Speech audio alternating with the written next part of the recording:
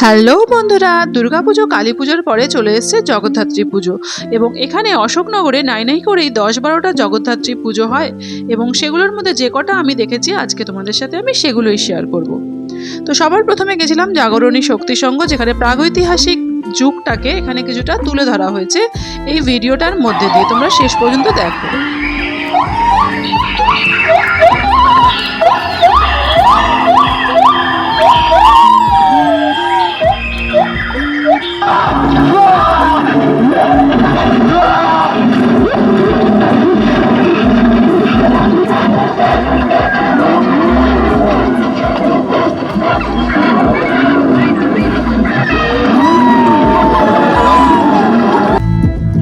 তারপরে চলে আসলাম এখানে যে বুর্জ খালিফার একটা প্যান্ডেল করেছে, যেখানে লাইটের খুব সুন্দর খেলা রয়েছে। তো সেটা দেখতে দেখতে এবং ভেতরে যে মূর্তিটা রয়েছে সেটা কিন্তু নটরাজ মূর্তির আদলে তৈরি করা।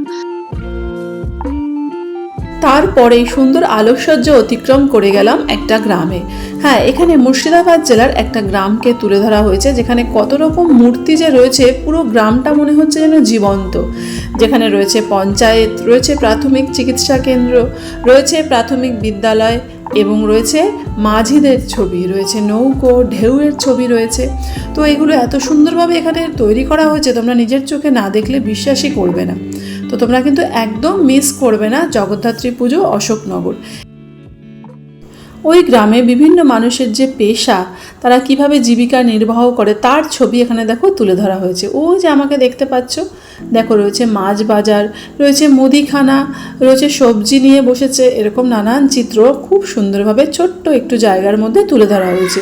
এবং এই যে শিল্পীদের যে পরিশ্রম, তার জন্য কিন্তু তাদেরকে অবশ্যই কুর্নিশ জানানো উচিত। এবার চলে আসলাম কোথায় যেন, জনসমুদ্রে। হ্যাঁ, অসংখ্য মানুষের ভিড় এই প্যান্ডেলে।